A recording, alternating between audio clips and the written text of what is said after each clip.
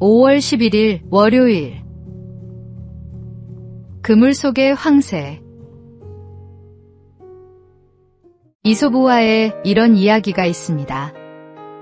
해마다 밭농사를 망치게 하는 학과 기러기 때문에 큰 손해를 보던 농부가 마침내 그물을 쳤습니다. 다음날 아침 학과 기러기 10마리가 그물에 걸려 있었고 황새도 1마리 끼어 있었습니다. 학과 기러기들은 자기들이 지은 죄가 있어 아무 말도 하지 못했습니다. 그런데 황새만은 달랐습니다. 저는 당신의 곡식을 단 한 번도 먹은 적이 없습니다. 저를 놓아주세요 하며 억울함을 호소했습니다. 그러자 농부가 말했습니다. 내가 잘못이 없다 해도 도둑들과 같이 있었다는 것만으로도 충분히 죄가 된다. 황새는 억울했을 것입니다. 실제로 아무것도 훔치지 않았으니까요. 그러나 농부의 눈에는 함께 있었다는 사실 자체가 이미 증거였습니다. 우리의 삶도 그렇습니다. 마음으로 이미 범죄하였다면 그것은 이미 범죄한 것이라고 주님은 말씀하셨습니다. 그리스도인의 삶은 결과만이 아니라 그 자리와 방향까지 묻습니다. 어디에 있느냐가 어떤 사람인지를 말해줍니다. 주님은 청결한 마음, 거룩한 자리를 원하십니다. 내가 지금 서 있는 자리를 한번 살펴보시기 바랍니다. 오늘의 말씀. 음행과 온갖 더러운 것과 탐욕은 너희 중에서 그 이름조차도 부르지 말라. 이는 성도에게 마땅한 바니라. 오늘의 만나. 오늘 내가 서 있는 자리가 하나님 앞에 부끄럽지 않은 자리인지 돌아보십시오.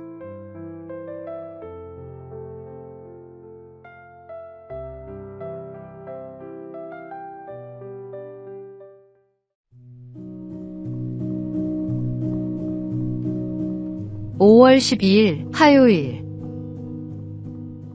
하나님이 맡기신 것.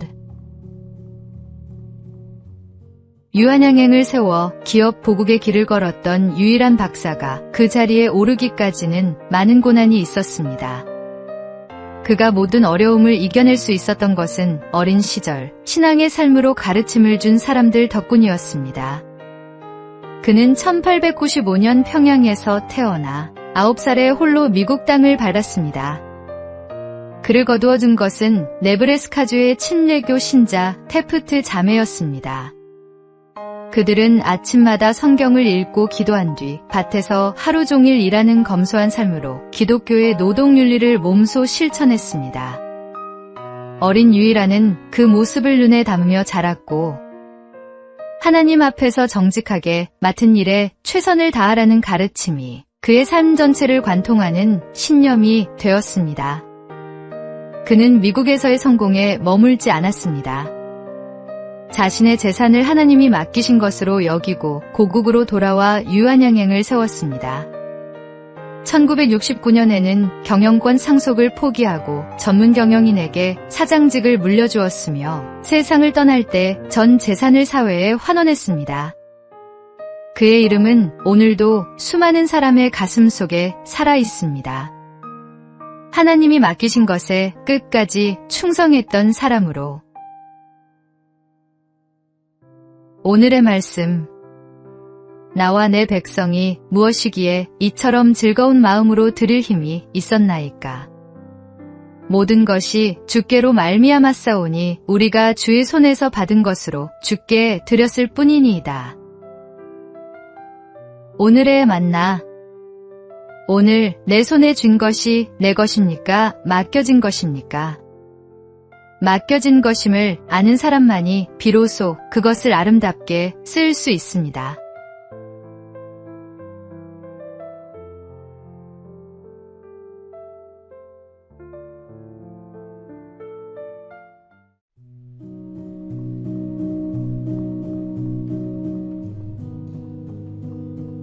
(5월 13일) 수요일.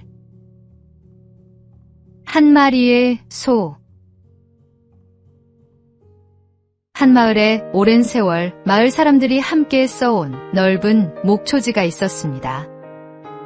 10명의 농부가 각각 10마리씩 소를 방목했고 100마리의 소들은 충분히 자랐습니다. 그런데 어느 날 농부 하나가 생각했습니다. 소를 한 마리만 더 풀어놓으면 내 이익이 늘어난다. 피해는 마을 전체에 골고루 퍼지니 내 몫은 아주 작다. 이웃 농부도 같은 계산을 했습니다. 남들이 소를 늘리는데 나만 참을 이유가 없지. 그렇게 한 마리씩 마을 전체에서 같은 생각이 퍼져나갔습니다. 얼마 지나지 않아 목초지는 황폐해졌고 무성했던 풀밭은 흙먼지만 날리는 황무지가 되었습니다. 아무도 아기를 품지 않았습니다. 그저 나 하나쯤이야 하고 생각했을 뿐입니다. 그러나 그 나 하나들이 모여 공동체를 무너뜨렸습니다. 교회도 마찬가지입니다. 나 한 사람 예배에 빠지는 것쯤이야. 나 한 사람 헌신 안 하는 것쯤이야 하는 생각들이 모이면 활력 있는 공동체가 조용히 식어갑니다. 하나님은 각 사람을 부르셨고 당신을 대신할 사람은 없습니다. 오늘의 말씀. 우리가 한 몸에 많은 지체를 가졌으나 모든 지체가 같은 기능을 가진 것이 아니니. 오늘의 만나. 공동체를 살리는 것은 특별한 누군가가 아닙니다. 오늘 내가 먼저 좋은 씨앗 하나를 심는 것에서 시작됩니다.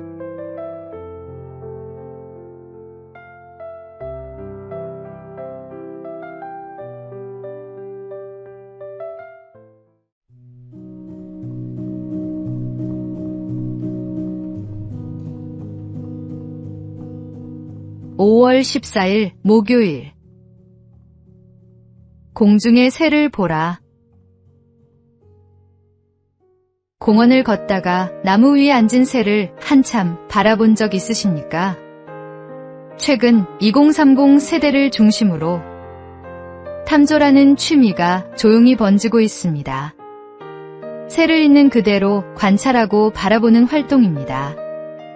캐나다 토론토 베이크레스트 병원 연구진이 흥미로운 사실을 발견했습니다. 새를 오래 관찰해온 사람일수록 예리한 집중력과 뛰어난 기억력을 갖고 있었습니다. 수많은 새의 종류를 구분하려면 생김새, 색깔, 울음소리 같은 작은 단서를 끊임없이 관찰하고 기억해야 합니다. 이 복합적인 활동이 나이가 들수록 약해지는 인지 기능을 붙들어준다고 연구진은 설명합니다. 그런데 새를 바라보는 일은 단순한 두뇌 훈련이 아닙니다. 예수님은 염려로 가득한 제자들에게 말씀하셨습니다.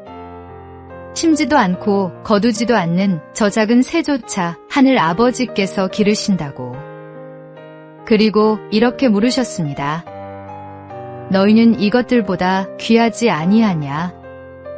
새 한 마리도 그냥 지나치지 않으시는 하나님이라면 우리의 삶은 더욱더 그분의 손 안에 있습니다. 염려를 내려놓고 잠시 하늘을 올려다 보십시오. 저 작은 새를 기르시는 분이 오늘도 당신을 돌보고 계십니다. 오늘의 말씀. 공중의 새를 보라. 심지도 않고 거두지도 않고 창고에 모아들이지도 아니하되 너희 하늘 아버지께서 기르시나니 너희는 이것들보다 귀하지 아니하냐. 오늘의 만나. 오늘 마음을 짓누르는 염려가 있다면 잠시 하늘을 올려다 보십시오. 당신을 기르시는 하나님이 오늘도 여기 계십니다.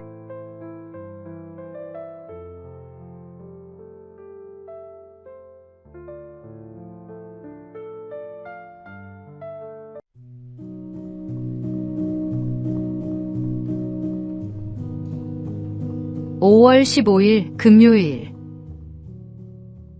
이위가 기억되는 이유.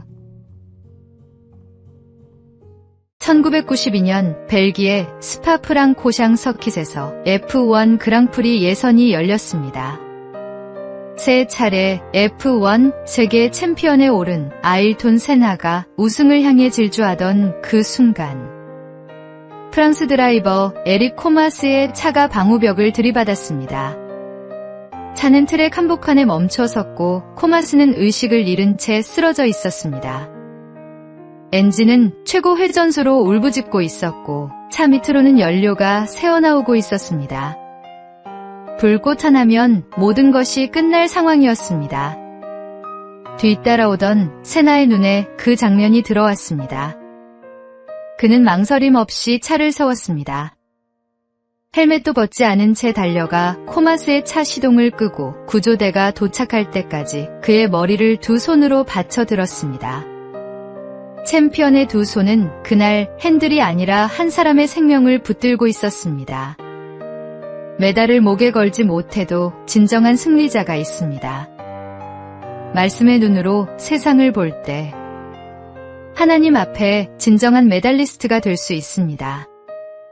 세나는 그날 트랙 위에서 더 큰 레이스를 뛰었습니다. 순위가 아니라 사람을 택한 것입니다. 하나님의 눈에 진정한 승리는 1등 기록이 아니라 멈출 줄 아는 용기입니다. 오늘의 말씀. 누구든지 제 목숨을 구원하고자 하면 잃을 것이요. 누구든지 나를 위하여 제 목숨을 잃으면 찾으리라. 오늘의 만나. 오늘 내 앞에 멈춰야 할 순간이 있다면 주저하지 마십시오. 그 선택이 하나님 앞에 가장 빛나는 순간입니다.